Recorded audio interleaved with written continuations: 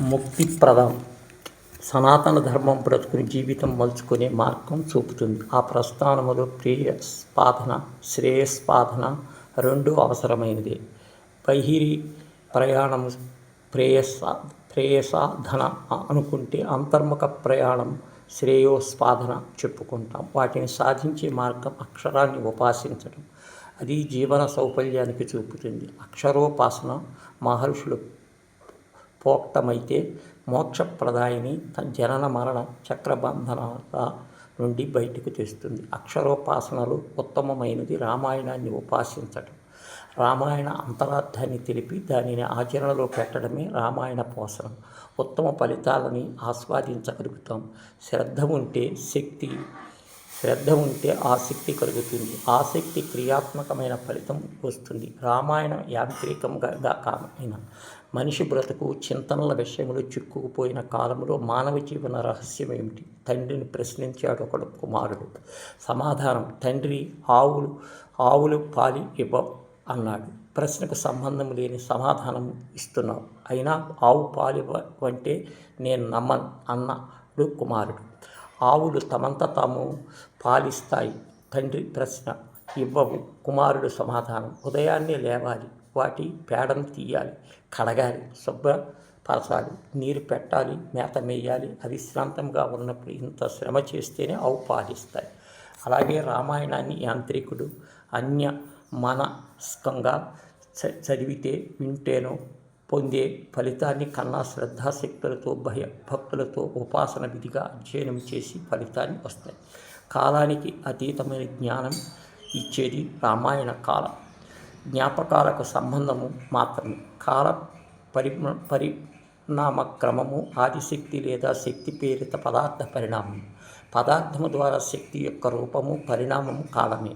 కాలము వేరు, సమయం వేరు.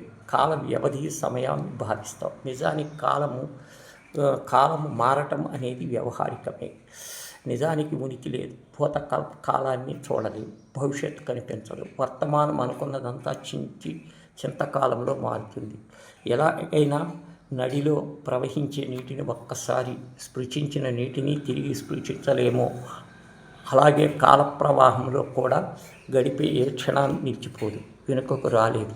అందుకే కాలం నడుస్తూ కాలాతీతంగా పరిణామం చెందటమే కాలాన్ని అవగాహన చేసుకోవటం అంటారు పెద్దలు. అలాగే కాలసర్పం అంటూ సర్పం చూడాలి. కాలసర్పం అంటే ఇహలోక బంధనాలు ఎప్పుడూ ప్రగతి నిరోధకాలే. భయంకర కాలసర్ప భయాన్ని అధిగమించాలి అంటే శ్రీరాముని ఆశ్రయించాలి. రామాయణ అంతరాత్మని పరిశీలిస్తే జన్మమరణ చక్రబంధనాలు వదిలించగలిగిన శక్తిశాలి శ్రీరాముడు. రామజేంద్ర శ్యామము అన్నాడు. రామశబ్దంలో రాముడు అన్నాడు. సీతమ్మ ఉన్నది వారిని భుజించాలి అని సందేశం ఉన్నది. విరామం లేకుండా జరుగుతున్న ప్రతి పని లేదా రాముడే. మనసులోని ఉచ్ఛ్వాస నిశ్వాసాలకు విరామం ఉండదు. ఈ సృష్టి జరగటానికి లేదా పాత నీరు పోయి కొత్త నీరు రావటానికి విరామం లేదు. గ్రహ గతులకు విరామం లేదు. నిర్దిష్ట కదలికల వల్లనే సృజన నిలుస్తుంది. దానికి విరామమే సృష్టి అంతవుతుంది.